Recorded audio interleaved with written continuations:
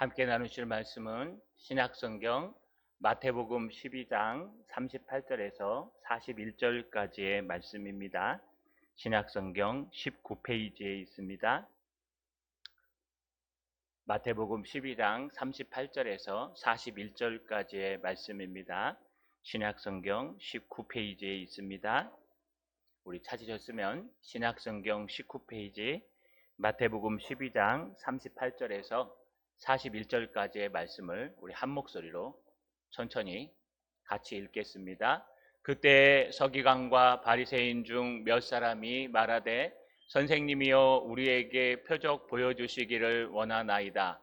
예수께서 대답하여 이르시되 악하고 음란한 세대가 표적을 구하나 선지자 요나의 표적밖에는 보일 표적이 없느니라. 요나가 밤낮 사흘 동안 큰 물고기 뱃속에 있었던 것 같이 인자도 밤낮 사흘 동안 땅속에 있으리라. 심판의 때에 니느웨 사람들이 일어나 이 세대의 사람을 정죄하리니 이는 그들이 요나의 전도를 듣고 회개하였음이거니와 요나보다 더 큰 이가 여기 있으며. 아멘. 우리 손을 들어 하나님 앞에 인사하겠습니다. 요나의 복음을 잊지 않게 하옵소서. 자, 우리 인사합시다. 추석에 건강하게 지냅시다.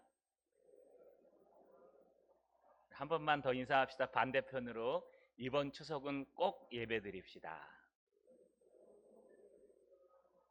여러분 뒤에 나가시다 보면 필경대에 예배 순서지가 있습니다. 가족 수만큼 가져가셔서 없으면 프린트해달라 하십시오. 꼭 추석 오전에 시작할 때 식사하기 전에 그냥 쭉 읽으시면 됩니다. 잘 만들어놨기 때문에 꼭 읽어주시기를 부탁드립니다. 우리가 요나에 대해서 여름 한철 동안 나누었습니다. 요나를 나누면서 정말 하나님께서 얼마나 하나님의 백성들을 아끼시는지, 그리고 그 불순종한 요나까지도 얼마나 아끼시는지 준비하시는 하나님, 또 예비하시는 하나님을 통해서 요나서를 만났습니다. 요나의 핵심적인 주제는요, 우리가 살펴보고 있는 하나님께로 돌아오라입니다. 하나님께로 과연 우리는 돌아가고 있는가? 특별히 요나서에는 두 번이나 등장합니다. 1장과 2장에 보시면 선지자가 요나가 하나님 말씀에 순종하지 않고 도망가다가 물에 빠져서 물고기 뱃속에 3일 동안 들어갔다 나온 사건, 이게 요나가 물고기 뱃속에서 하나님께 회개하고 돌아오므로 하나님의 놀라운 역사가 나타났습니다. 두 번째 요나서 3장에서는요, 니느웨 사람들이 생각지도 못하게 하나님 품으로 돌아온 사건, 이 돌아온 사건이 두 개나 등장합니다. 그러면서 마지막 4장에는 하나님이 정말 박농쿨보다 저 영혼들을 더 아끼시는 게 틀리지 않다는 것을 아끼시는 하나님, 사랑하시는 하나님을 통해서 우리가 배웠습니다. 그렇다면 이 요나가 어떤 의미를 가지고 있을까요? 요나서가 쓰인 지 약 800년 후에 예수님이 이 땅에 오셨습니다. 그리고 예수님께서 30년 동안 일반 삶을 사시다가 30년에 예수님께서 공생애를 시작하셨습니다. 그때 이 요나의 말씀을 인용하는 내용들이 오늘 등장합니다. 이것은 우리의 시와라도 똑같습니다. 우리는 요나서를 어떻게 봐야 될 것인가? 단지 아이들에게 설교하기 좋게, 봐라, 선지자 하나가 있었는데 물고기 뱃속에 들어갔다가 사흘 만에 나왔단다, 하나님은 예비하신단다로 끝날까요? 그렇지 않습니다. 오늘 요나서의 말씀을 통해, 또 신약에서 예수님이 인용하는 말씀을 통해서 요나서로 은혜 받는 저 여러분 되시기를 주님의 이름으로 간절히 소망합니다. 요나서의 말씀을 신약에서 가지고 옵니다. 언제 가지고 오냐 하면요, 유대인들에게 이렇게 말씀하십니다.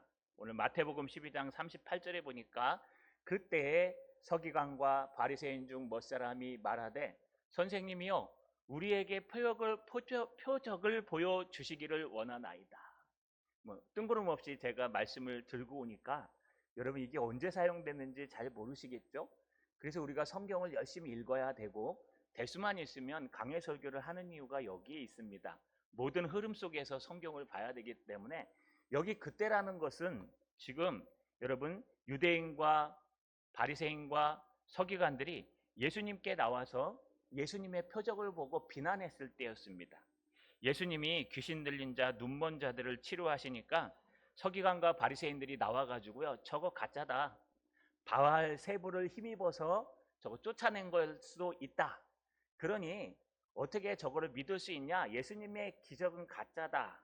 또 거기에 포함되어 있는 것은 예수님의 전하는 말씀도 가짜일 수 있다라고 하는 겁니다.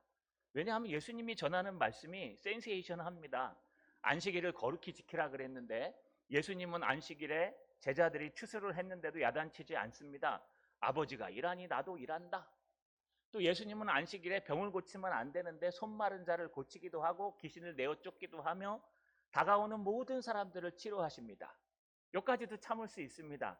근데 좀 지나니까요, 안식일의 주인은 나다 라고 얘기하니까 예수님이 메시아인지 성자 하나님이 모르는 이 서기관과 바리새인들, 유대인들은 예수님을 공격할 수밖에 없습니다.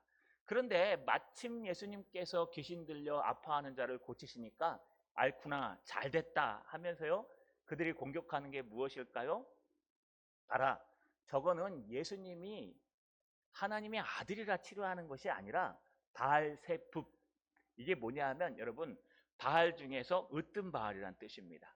귀신 중에서도 이 순서가 있다 하지 않습니까? 대장군 귀신, 할매 귀신, 아기동자 귀신, 뭐 이런 귀신들이 있는데 바알세붑은 귀신의 왕이란 뜻입니다. 귀신 중에 높은 단위에 있는 귀신이기 때문에 귀신이 쫓아낸 거다라고 얘기하니까 예수님께서 한번 생각해봐라. 나라가 하나 되려면 서로 질서가 있어야 되는데 만약에 귀신이 귀신을 쫓아내면 그러면 귀신의 나라가 서겠느냐? 상식적으로 한번 생각해봐라 라고 하시면서 예수님이 성령 모독죄를 말씀하십니다. 마태복음 12장 요 앞에입니다. 31절 32절에 그러므로 내가 너희에게 이르노니 사람에 대한 모든 죄와 모독은 사하심을 얻되 성령을 모독하는 것은 사하심을 얻지 못하겠고 또 누구든지 말로 인자를 거역하면 사하심을 얻되 누구든지 말로 성령을 거역하면 이 세상과 오는 세상에서도 사하심을 얻지 못하리라. 이 말씀을 하십니다. 이건 뭐 전에 제가 두 가지 해석을 말씀드렸기 때문에 굳이 여기서 더 말씀드리진 않겠습니다. 분명한 것은 성령께서 하시는 일을 방해하거나 막으면은 절대로 사하심을 받지 못한다고 선포하고 계시는 겁니다.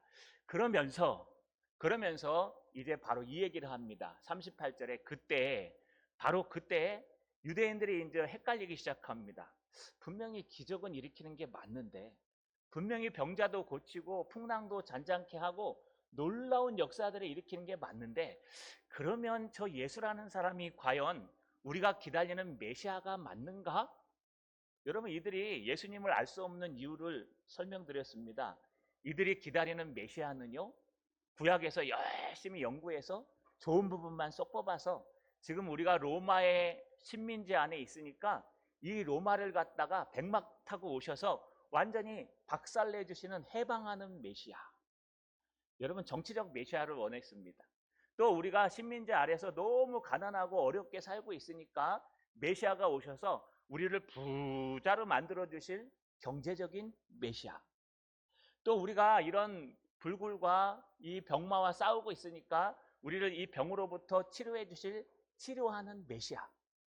여러분, 이게 다 있습니다. 성경이 없지는 않아요. 그런데 그런 부분들만 보고 정작 봐야 될 고난받는 메시아, 십자가를 지고 죽으실 메시아, 또 베들레헴 말구유에 태어나실 겸손한 메시아, 백마를 타고 오는 것이 아니라 나귀 타고 입성할 메시아, 이런 성경 구절들은 다 뒤로 제쳐놓고요, 내가 좋아하고 내가 바라고 내 현장에 맞는 것들만 다 뽑아가지고요, 여러분 메시아를 만들어냈습니다.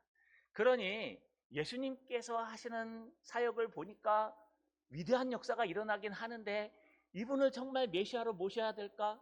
아무리 봐도 힘이 없는데 백마를 타고 와야 되고 정치적으로 막강해야 되고 내 문제를 다 해결해 주셔야 되는데 저분이 과연 그런 메시아가 맞을까? 그래서 유대인들이 원하는 게 하나 있습니다. 우리에게 표적을 한번 보여주십시오. 뭐 하늘이 까매지거나 아니면 막 홍해가 갈라졌다고 성경에 얘기하는데 요단강이라도 좀 갈라보십시오. 분명히 이 산을 들어 저 산에 던지라 그러면 던져진다고 하는데 우리 앞에서 한번 이적을 보여주십시오. 그러면 우리가 당신을 메시아라고 믿겠습니다. 유대인들이요, 지금 이 얘기하는 건 의심스러워하는 얘기가 아니라, 야, 너 정말 메시아 맞아? 그렇게 힘없는 메시아가 뭐 일이나 할 수 있겠어? 로마로부터 해방이나 시켜줄 수 있겠어? 정말 우리 경제적으로 통일시켜주고 해방시켜주고 잘 살게 해줄 수 있겠어? 우리의 문제들을 다 해결해 줄 수 있겠어? 한번 보여봐. 네가 메시아가 맞다면 한번 보여줘봐. 라고 하면서, 여러분, 이 조롱어린 이야기입니다. 선생님, 우리에게 표적 보여주시길 원하나이다. 이 뜻은요, 내가 메시아라면, 내가 참된 그리스도라면 하늘로부터 오는 표적을 보여봐라. 그러면 믿어줄게. 이런 뜻입니다. 이게 여러분, 우리가 바라보는 메시아에 대한 생각입니다. 여기 잘 보시면요, 이분들이 성경을 안 읽은 사람들이 아닙니다. 서기관과 바리새인이라고 얘기했죠. 유대인들은 신앙에 있어서 두 파로 나눠집니다. 하나는 사두개파, 하나는 바리새파. 사두개파는요, 우리 수요일날 나누는 사무엘하 열왕기상에 등장하는 바로 솔로몬이 왕위에 올랐을 때 두 제사장이 있었는데, 엘리 계열의 아비아달이 있었고요, 또 사독 계열의 사독 제사장이 있었습니다. 근데 아비아달이 숙청되고 나서 이때부터는 아론의 계열에서 나온, 아론의 고핫 계소에서 나온 게 아니라 엘리 계열이 아닌 사독 계열에서 나온 사람들이 제사장이 되기 시작했습니다. 그래서 사독으로부터 나왔다. 이게 사두개파란 뜻입니다. 사독 계열이다. 그래서 사독 계열의 사람들이 와서 여러분 제사장이 되고 레위 사람이 됐는데, 이 사람들이 이때는 귀족이었습니다. 그래서 성전의 모든 일을 관리합니다. 이 사람들은 태어날 때부터 제사장입니다. 그래서 이 사람들이 믿는 것은 모세 오경만 믿습니다. 이 땅을 살아갈 때 바르게 사는 게 중요하다. 반면에 바리새 사람들이 있었습니다. 이 바리새 사람들은 누구냐? 평신도인데도 불구하고 하나님 앞에 자기 일생을 드린 사람들입니다. 평신도 사역자들입니다. 그래서 이 바리새파 사람들은 나시린의 규례를 지키고 자기의 일평생을 하나님 앞에 드리고 늘 기도하고 늘 말씀 보고 늘 금식하고, 월요일 목요일은 금식일로 선포하고 아예 금식을 할 정도입니다. 그러니 사두개파 사람들보다 훨씬 더 뛰어난 사람입니다. 당시에 모든 여론조사를 해보면요, 당시에 예수님 당시에 만약에 천국에 갈 수 있는 딱 한 부류의 사람만 뽑아라, 그럼 1위가 바리새인들이었습니다. 그 정도로 보기에 정말 예배드리고 정말 하나님 앞에 기도하고 금식하고 최선을 다해 하나님 앞에 사역하는 평신도들이었는데, 예수님은 이분들을 보고 독사의 자식들이라고 얘기합니다. 아니요, 하나 더 나가 볼까요? 서기관이 있습니다. 서기관은 누구냐 하면, 지금이야 인쇄기술이 발달했지만 이 당시에는 인쇄기술이 없었습니다. 그래서 일일이 다 양피지에다가 성경을 써야 됐습니다. 이거 성경을 필사하는 일, 지금 인쇄업하는 겁니다. 이거 아무나 할 수 없습니다. 그래서 누가 하냐? 대부분 바리새인들 중에서 성경을 많이 읽고 학식이 뛰어난 사람 중에 뽑아서 서기관을 시킵니다. 여러분, 서기관이 얼마나 경건하냐 하면, 열심히 성경을 쓰다가 여호와라는 단어 있죠? 이게 여호와라고 발음하는지 모릅니다. 여러분, 캐티브 캐드라 그래서 여호와라는 단어 밑에 아도나이라는 모음을 붙여서 야훼라고 읽는 거예요. 실제로 야훼라고 히브리 사람들은 안 읽어요. 이거 너무 거룩하기 때문에 쓰기는 야훼라고 쓰지만 읽기는 아도나이, 주님이라고 읽어요. 여러분, 이런 거 쓸 때요, 여러분, 여호와라는 단어가 딱 나오면 붓을 딱 놓고 가서 목욕을 쫙 하고 나서 와서 여호와 쓸 정도로 거룩한 사람들이었습니다. 이 사람들이 지금 정말 구약에서 얘기하는 메시아가 왔는데, 본인들이 성경을 그렇게 뛰어나게 알고 열심히 읽고 열심히 예배하고 열심히 기도하고 봉사하고 헌신했던 그 오리라한 예수님이 왔는데, 예수님을 보고 뭐라는 줄 아십니까? 네가 예수면 나한테 표적을 보여봐. 네가 예수면 나한테 사인을 한번 줘봐. 하늘이 갖다 깜깜해지든지, 뭐 개기일식 있잖아요. 요단강이 갈라지는지, 뭐 홍해를 가더라 합니까? 아니면 이 산을 들어 저 산으로 던져버리든지, 이런 거 한번 보여줘봐. 하나님 살아계시면 나한테 좀 기적 좀 보여줘봐요. 에? 병자가 낫고 옆에 있는 사람이 막 쓰러져 나가고 막 들어오고, 여러분, 하나님 막 이런 놀라운 역사들이 나에게 좀 나타나게 해주셔봐요. 내가 그럼 하나님 믿어줄게요. 똑같은 겁니다. 여러분, 이런 모습을 가지고 바리새인과 서기관들이 예수님을 믿는다는 것은 거의 불가능한 일입니다. 그때 예수님께서 보여주신 표적이 하나 있습니다. 예수님이 딴 때는 표적을 안 보여주시는데, 그들 앞에서 딱 한 가지 표적을 말씀하십니다. 39절에 예수께서 대답하여 이르시되 악하고 음란한 세대가 표적을 구하나 선지자 요나의 표적밖에는 보일 표적이 없느니라. 요나가 밤낮 사흘 동안 큰 물고기 뱃속에 있었던 것 같이 인자도 밤낮 사흘 동안 땅 속에 있으리라. 여러분, 왜 요나의 표적일까요? 왜 여러분 이 악하고 음란한 세대에 주님께서 표적을 보여주려면 홍해 정도는 갈라야 되지 않겠습니까? 아니, 하늘에서 만나가 내리는 표적 못할까요? 죽은 사람들이 무덤에서 확 일어나는 표적도 일으키시면 얼마나 여러분 멋있을까요? 사람들이 다 믿을 겁니다. 그러면요, 와, 누가 죽었는데 예수님께서 말씀 한마디 하니까 벌떡 일어났대요. 야, 저분 메시아 맞다. 바다에 막 풍랑이 일어났는데 풍랑을 잔잔하니까 쫙 잔잔해지니까 메시아 맞다. 아니면 왜 하필이면 오병이어의 기적들은 그 가난하고 예수님을 따르는 자들 앞에서 했을까요? 차라리 이렇게 예수님을 비난하는 사람들 앞에서 내 봐라, 내 보여줄게, 내 기다려봐, 내 봐라 하고요. 여러분, 안 믿는 사람들, 바리새인과 서기관들이 다 있는 예루살렘 성전에 가서 자, 떡 5개와 물고기 2마리 가져와. 그래서 쫙 한 바퀴 돌리고 왜 12광주리만 남겼을까요? 한 몇 가만이 남겼으면은 여러분 사람들이 믿지 않겠습니까? 근데 예수님은 그렇지 않습니다. 오히려 유대인과 서기관들을 향해서 악하고 음란한 세대라고 야단치십니다. 여기 악하다, 폰네라라는 단어를 쓰는데 이게 나쁘다 또는 여러분 노고와 괴로움과 고난이 많다, 억눌려서 지쳤다 이런 뜻입니다. 그래서 너무 힘든 상태를 말합니다.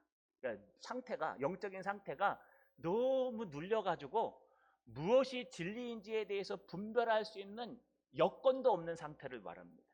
여러분, 많이 힘드시면 성경이 안 읽혀지죠? 여러분, 많이 힘드시면 기도도 안 되죠? 기가 막히거나 기가 차거나 할 때는요, 여러분 성경도 안 읽혀지고 또 기도도 안 되고 예배드려도 정신이 딴 데가 있습니다. 이때 어느 사모님이 그런 말씀을 하셨어요. 자기는 그렇게 눌릴 때는, 이런 폰내로 악하게 눌려 있을 때는 찬양을 하신대요. 이 찬양은 곡져 있는 하나님의 말씀이요 신앙 고백이기 때문에 찬양을 하면은 싹 풀려진대요, 은혜가. 여러분 마찬가지입니다. 악하고 정말 힘들고 기도도 안 되고 말씀도 안 읽히고 하실 때는 찬양을 들으세요.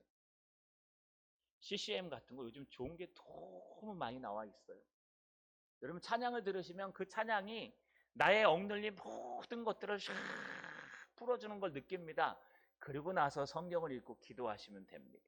여기 음란한 세대라는 단어도 등장합니다. 이게 마이칼리스라는 단어인데 이게 간음하다, 우상을 숭배하다, 다른 것을 바라보다 이런 뜻입니다.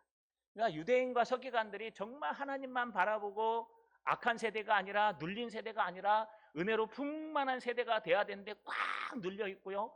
뿐만 아니라 정말 하나님만 바라보고 분별해야 되는데 하나님 반, 세상 반, 하나님 반, 바알 반, 이게 바라보고요. 내가 보고 싶은 것만 보고 있는, 다른 것들을 섬기는 음란한 세대라는 겁니다. 이게 여러분 당대의 최고의 신앙을 가졌다고 하는 서기관과 바리새인들을 향해서 예수님이 지적하는 거예요. 너희는 신앙이 좋다고 얘기하고, 너희는 신령 가진 정으로 예배드린다고 얘기하고, 너희는 말씀을 읽고 사람들 앞에서 큰 소리로 기도하고 열심히 신앙생활 한다고 하지만 내가 너희를 볼 때 너희는 악으로 꽉 눌려가지고 숨도 못 쉬고 있고, 너희는 하나님의 뜻을 분별도 못하고 하나님의 뜻인지 세상 뜻인지 알지 못해서 세상에 눈을 돌리는 음란한 세대가 맞다라고 얘기하시는 거예요. 이런 세대가 될수록 뭘 구하냐? 표적을 구한다고 합니다. 왜냐하면 자기가 확신이 없으니까요. 내가 지금 하고 있는 일이 확신이 없으니까 주님, 표적을 보여주시면 내가 믿겠습니다. 표적을 한번 보여주시면 내가 이 길이 맞는지 한번 확인해 보겠습니다. 어디가 맞는지 어디가 틀리는지 모르니까요. 예수님이 길이라 그래 놓고 예수님은 안 따라가니까, 그냥 예수님이 누군지 모르니까 그냥 악하고 음란한 세대는요, 표적만 따라가는 겁니다. 누가 병 고쳤대, 그럼 글로 가는 거예요. 누가 좀 문제를 해결했대, 그거 찾아가는 거예요. 누가 뭐 기도의 능력을 받대, 그럼 그쪽으로 다 몰려가는 겁니다. 여러분 꼭 기억하십시오. 마지막 때가 될수록 사단도 역사합니다. 사단도 여러분 기적을 일으키고, 요즘 TV가 채널이 많이 늘었지 않습니까? 그 신비 채널들을 쭉 보시면 여러분 그 스님들도 귀신을 쫓아내고요. 또 원불교의 승려들도 축기를 합니다.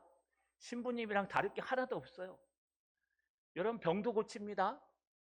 여러분 그런 것들을 따라가면은 정말 악하고 음란한 세대가 따라가게 돼 있고, 그걸 따라가면 우리가 복음을 놓치게 돼 있습니다. 그래서 예수님께서 준비한 표적이 하나 있습니다. 내가 다른 표적들은 다 너희에게 내 보여줄 생각이 없어. 그런데 한 가지 표적은 내가 보여줄게. 그게 뭔지 아십니까? 선지자 요나의 표적밖에는 별 표적이 없느니라. 이때 요나가 등장합니다. 여러분 우리 요나를 갖다 지금 한 4주 나눴죠? 5주째입니까? 근데 요나를 나누다 보니까 요나의 말씀이 좋던가요? 막 듣기에는 좋고 아이들에게 설교하기도 좋고 여러분 막 이야기라 재미있죠. 그런데 이 요나의 표적을 쫙 보면 선지자 요나가 얼마나 여러분 게으르고 악하고 고집스러운 사람인지 보이지 않습니까? 하나님이 가라 그러는데 고정관념을 가지고 절대로 그거 하면 안 됩니다. 이방 사람은 어떻게 구원합니까? 하나님이 구원해 주셨는데도요, 아이고 저들 망해야 됩니다. 저것들 구원해 주면 안 됩니다. 끝까지 우기고 싸우는 그 불성실한 요나인데, 그 요나 하필이면 요나. 뭐 제가 만약에 예수님이라면, 예수님이 일반인이라면 요나보다는요 뭐 이사야, 내가 보여줄 표적이 있는데 홍해 바다를 가르는 표적을 보여줄게. 내가 너희 앞에 앞으로 보여줄 표적, 요단강을 가른 여호수아와 같은 고적을 보여줄게. 하늘에서 만나가 내리는 뭐 땅이 갈라지는 막 이런 표적이 아니라 요나의 표적밖에는 보일 표적이 없느니라라고 하필면 요나를 가지고 옵니다. 별로 좋은 예화는 아닌 것 같아요. 왜냐하면요 좋고 성실한 선지자들 많이 있는데 하필면 여러분 부정적이고 고집스럽고 성내는 아주 요만 요나와 같은 선지자를 부르는 것 자체가 좀 여러분 이상하지 않습니까? 그런데 주님이 보고 싶은 건 딱 이겁니다. 요나가 사흘 동안 물고기 뱃속에 있었던 사건입니다. 요나를 보라는 게 아니라 요나에 대한 이야기가 여러분 수많은 사람들에게 퍼졌습니다. 지금도요 여러분 밖에 나가셔서 기독교에 조금만 관심 있는 사람들에게 가서 요나가 누군지 알아요? 라고 얘기하면 다 압니다. 뭐라 그러면 물고기 뱃속에 들어왔다 나온 목사, 사역자, 선지자 이래 얘기합니다. 그러니까 요나의 얘기는요 이 유대인들에게 어려서부터 모두 다 퍼져 있었고 유대인들 사이에 살아가는 이방인들에게까지 요나 얘기는 가득 차 있었습니다. 그러니 요나 물고기 뱃속에서 3일 이게 다 들어가 있기 때문에 예수님은 요나라는 그 물고기라는 요나의 물고기 사건을 가지고 오셔서 이 악하고 음란한 세대에 가장 필요한 것은 예수님이 이제 십자가에 달려 죽으시고 장사한 지 사흘 만에 죽은 자 가운데서 다시 살아나는 십자가의 기적을 비유하기 위해서 요나의 물고기 사건을 가지고 온 겁니다. 요나를 칭찬하기 위해서 온 것이 아니고 요나의 물고기 뱃속에 들어간 그 사건을 이 악하고 음란한 세대, 복음이 꼭 필요한 세대에 봐라 요나가 사흘 동안 물고기 뱃속에 들어갔다 회개하고 나온 것처럼 인자도 십자가에 달려 죽은 후에 사흘 만에 부활하셔서 너희에게 나타나리라. 그래서 이 악하고 음란한 세대에 가장 필요한 것은 요나의 물고기와 같은 십자가의 사건이다 라고 말씀하시는 겁니다. 자 여러분 십자가가 중요합니다. 십자가를 이야기하기 위해서 요나의 물고기를 가져온 것이지 요나의 사건이 뛰어나서 가져온 것이 아닙니다. 예수님이 요나를 인용한 것은 3일 동안 물고기 뱃속, 3일 동안 십자가의 사건, 무덤에서 다시 부활하신 그 십자가와 부활을 기억하라는 겁니다. 여러분 우리가 살아가는 이 시대가 악하고 음란합니다. 우리 젊은이들은 어떻게 살아야 될지 막막합니다. 또 결혼조차도 포기할 때도 있고 또 여러분 아이들도 포기할 때도 있고 요즘은 결혼해서 아이 낳는 게 정말 대단한 일, 상줘야 됩니다. 여러분 그 정도로 이 젊은 세대가 얼마나 어렵고 힘든지 모릅니다. 나이 든 세대는 좋을까요? 58년 개띠가 제일 많다고 하지 않습니까? 여러분 그 중심으로 해서 베이비붐 시대에 있는 모든 사람들도 힘듭니다. 왜냐하면 여러분, 우리가 인구가 많이 없기 때문에 점점 힘들어지고 어려워집니다. 신앙은요, 온데간데 없습니다. 정말 너무 힘드니까요. 기도할 시간 찾기도 어렵고, 예배 드리는 것 지키기도 어렵고, 주일 성수도 예전 같지 않습니다. 뿐만 아니라 이 시대가 음란합니다. 음란하다는 건 그냥 뭐 TV에 틀면 음란한 게 나오는데 이게 얘기하는 게 아니고요. 영적으로 너무 타락해서 어디가 길인지 어디가 진리인지조차도 모르는 시대에 있다는 겁니다. 여러분, 이 악하고 음란한 세대에 정말 필요한 기적이 뭔지 아십니까? 예수님의 십자가입니다. 예수 그리스도의 십자가는 여러분, 우리에게 큰 지혜와 은혜를 줍니다. 바울이요, 고린도전서 1장 21절에 이렇게 고백했습니다. 하나님의 지혜에 있어서는 이 세상이 자기 지혜로 말미암아 하나님을 알지 못하므로 하나님께서 전도에 미련한 것으로 믿는 자 구원하기를 기뻐하셨도다. 유대인들은 표적을 구하고 헬라인들은 지혜를 찾으나 우리는 십자가에 못 박힌 그리스도를 전하니 유대인들에게는 꺼리는 것이요 헬라인들에게는 미련한 것이로되 오직 부르심을 받은 자들에게는 유대인이나 헬라인이나 그리스도는 하나님의 능력이요 하나님의 지혜이니라. 하나님의 어리석음이 사람보다 지혜롭고 하나님의 약함이 사람보다 강하니라. 할렐루야. 할렐루야. 여러분, 예수 그리스도를 붙드는 것이 가장 지혜로운 것이요, 예수 그리스도의 십자가를 또 부활을 붙드는 것이 가장 능력 있는 것, 이 악하고 음란한 시대에 가장 필요한 것임을 깨닫는 저 여러분 되시길 주님의 이름으로 간절히 소망합니다.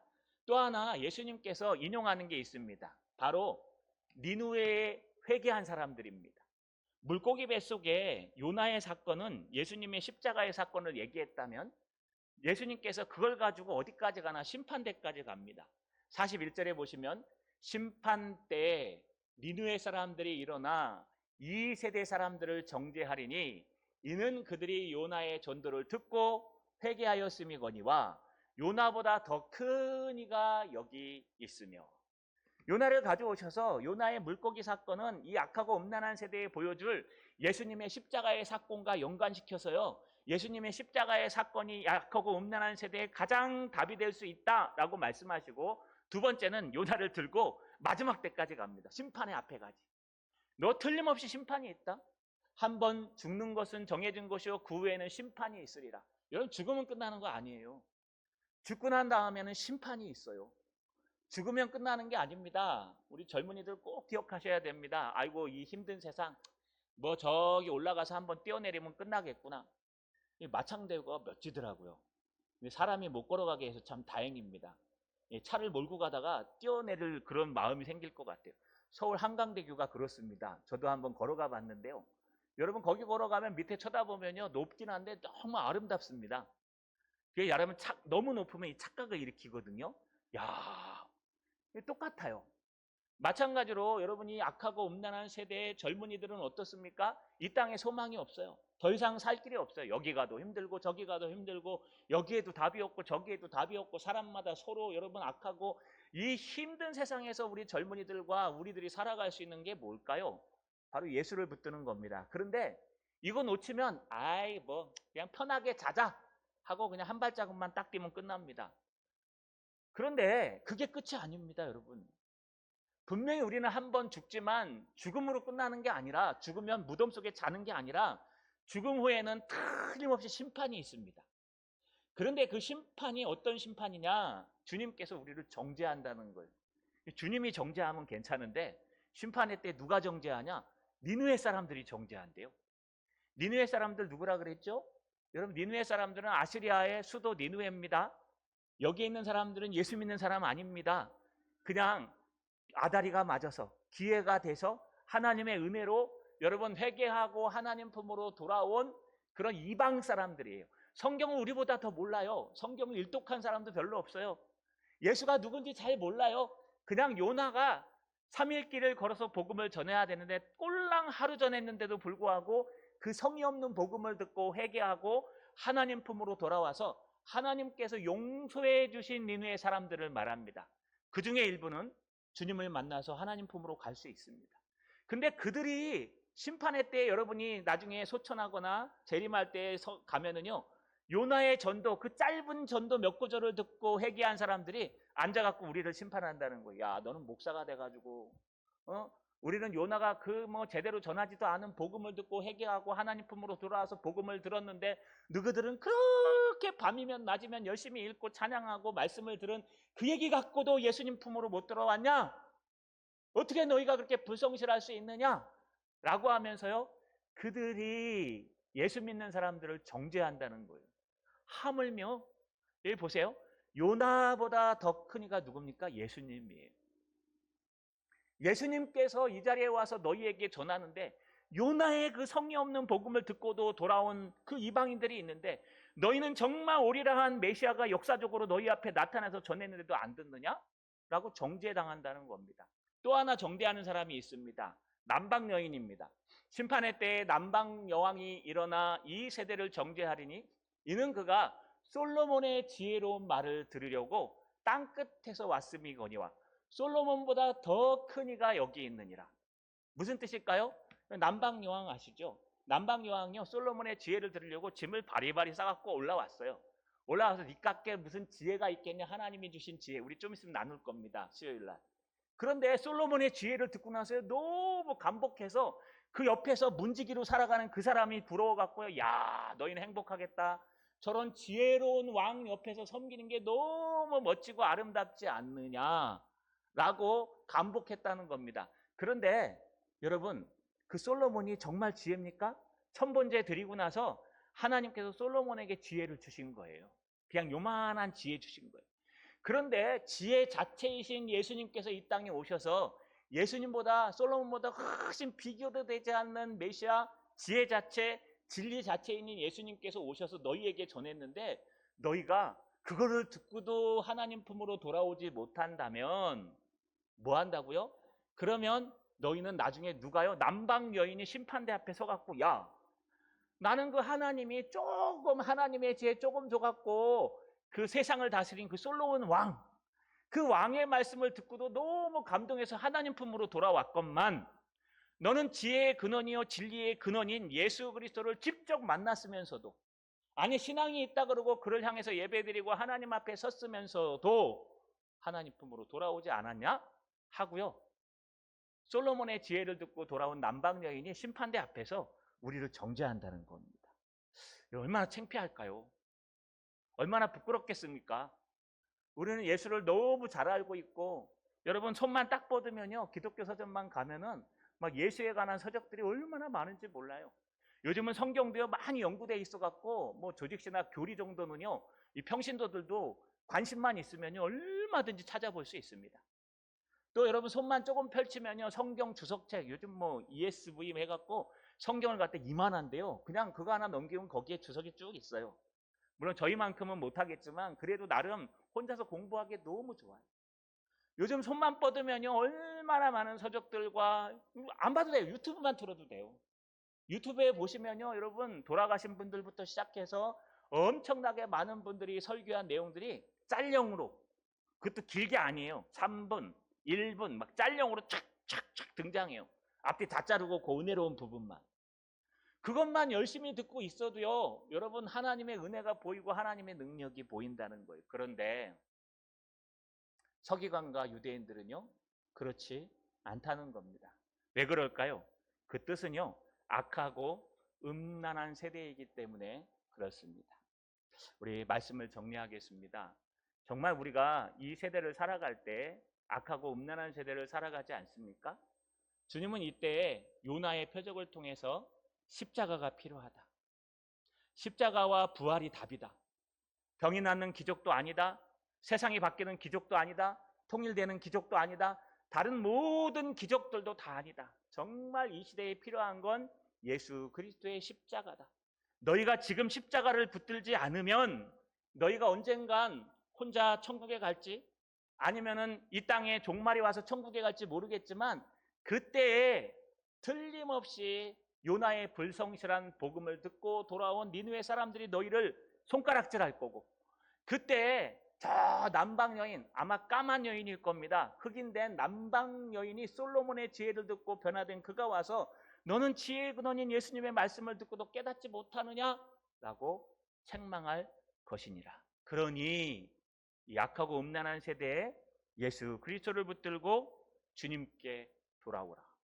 또 하나는요, 우리만 돌아오면 안 되고 우리가 돌아왔다면 정말 예수 그리스도를 이 땅에 증거해라. 우리는요, 다 십자가의 복음을 전하는 자들입니다. 우리는 다 주님의 십자가를 붙드는 자들입니다. 이 약하고 음란한 세대에 가장 필요한 건 기적이 아닙니다. 십자가를 붙드는 겁니다. 더 십자가로 가까이, 아니 가까이 갈 뿐만 아니라 십자가를 증거하는 사람들 돼야 됩니다. 난 지극히 작은 자, 죄인 중에 괴수, 무익한 날 부르셔서 간절한 기대와 소망 부끄럽지 않게 십자가 정케하셨네. 어디든지 가리라 주위에 서라면 나는 전하리 그 십자가. 내 몸에 베인 십자가 그 보혈의 향기 온 세상 채울 때까지. 살아도 주를 위해 죽어도 주를 위해 사나 죽으나 나 주의 것. 십자가의 능력, 십자가의 소망, 내 안에 주만 사시는 것. 우리 십자가, 우리의 능력을 붙들고 우리 같이 찬양했으면 좋겠습니다. 십자가의 전달자입니다. 우리 함께 찬양합시다.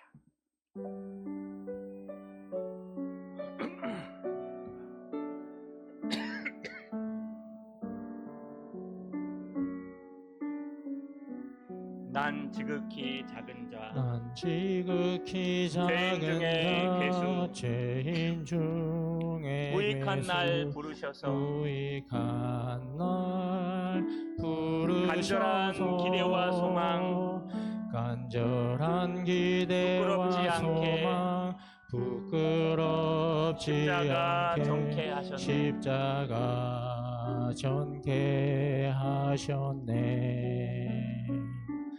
어디든지 가리라 주위에 서라면 나는 전하리 그 십자가.